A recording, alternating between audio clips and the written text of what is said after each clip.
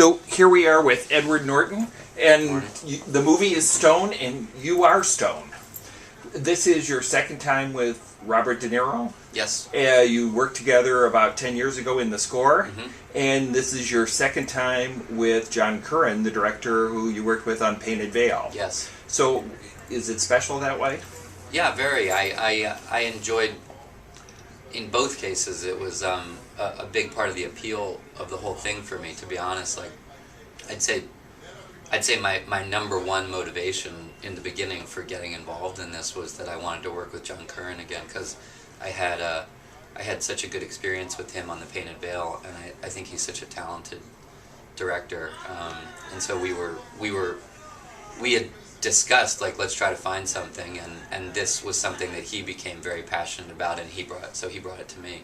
And then of course when he got talking to De Niro independent of me, but that was also a strong incentive for me, because I felt, I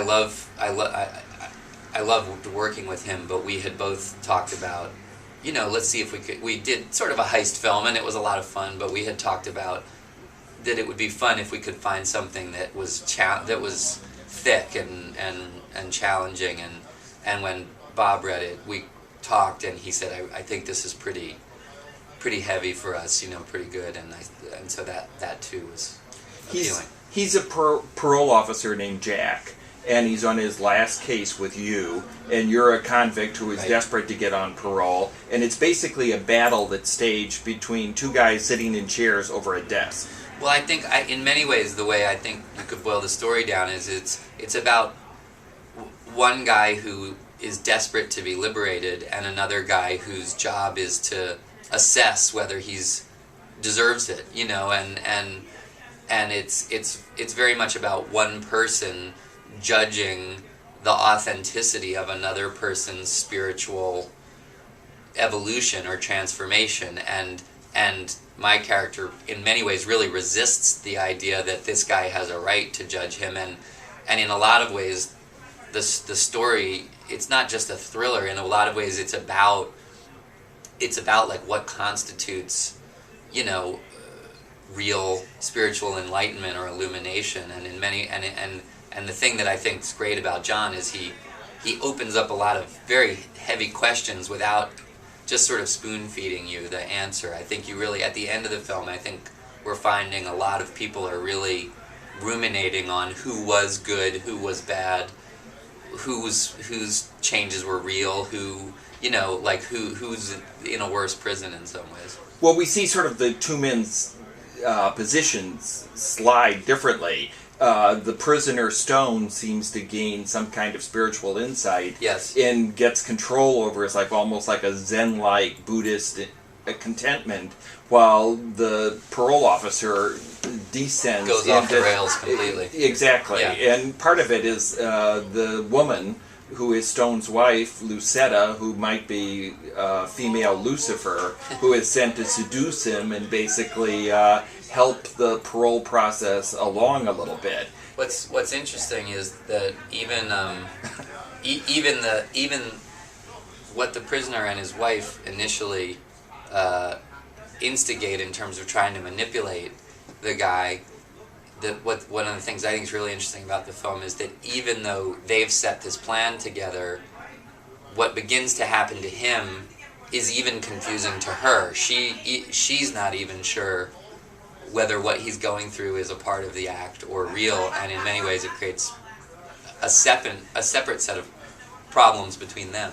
Well, she says, I don't know who this man is anymore. Right. And it's interesting, I think, that the movie begins with two couples, the couple of Stone and his wife who are separated by prison, and the parole officer with Frances Conroy, his longtime wife of 40-some years. And by the end of the movie, I don't think it's giving away too much to say we have four separate people isolated from each other. I think the movie is very much a quartet. I always looked at it as, and Frances Conroy, who's like one of the greats in my book, she's just, she quietly, I think, is one of the characters through whom you most see what the consequences are of not confronting, of De Niro's character not confronted truths about himself, about his emotional distance or his lack of real faith.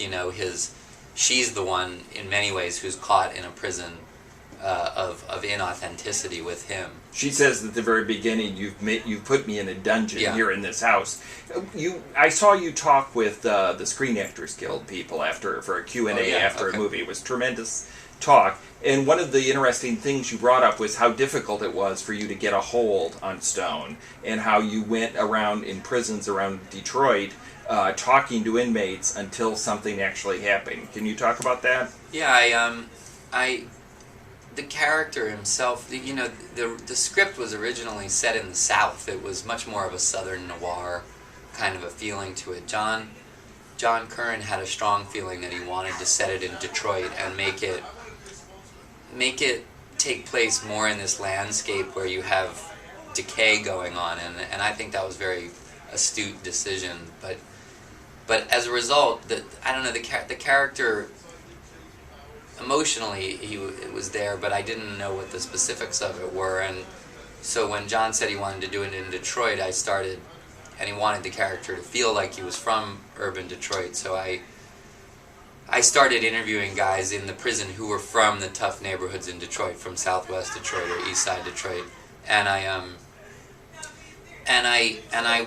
wasn't feeling so great. I was feeling a little bit at sea with the whole thing until almost even the week before we started. I had a lot of good, things from the prisoners, but not the detail. Not that I just didn't have the voice, or I just didn't know who he was. And I met two guys, but one in particular who just very suddenly I felt were the right package. The one guy had the hair and the voice. Cornrows. Yeah, many of them had that. That black, white, Latino. Lots of guys in the prison had the cornrows, but he had this very shattered voice. He had this very raspy, sandpapery, broken sort of a voice, and it was very low and hypnotic. And I thought that it was very complex.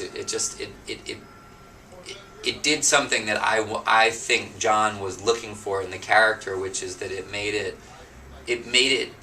unsettled you in the beginning. It made you feel that he was very strange or marginal, or the things he said. And I think we both felt that the stranger he feels, the less likely a candidate for a real deep experience that he feels because of his superficial appearance, then the more interesting it is that he, as you said, starts to seem to almost come to a zen, a quality of like real peacefulness and meditativeness.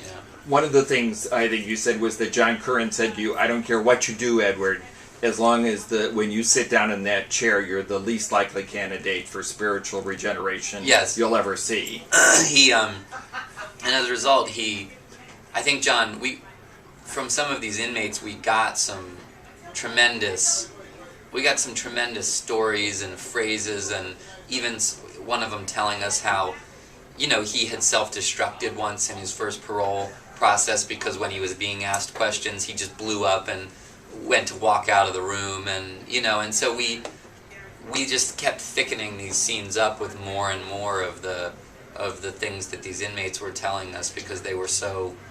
They achieve that. I think they make you feel that he's just really, he's a long way from maturity or from any kind of self-possession, or that he's volatile. You want to feel that he's volatile in the beginning, so that you don't, so that it's really odd when the transformation sort of comes upon him. You've been called a lead. Not only one of the best actors of your generation, but a leading man who acts like a character actor. I think I'm a character actor who gets leading parts sometimes.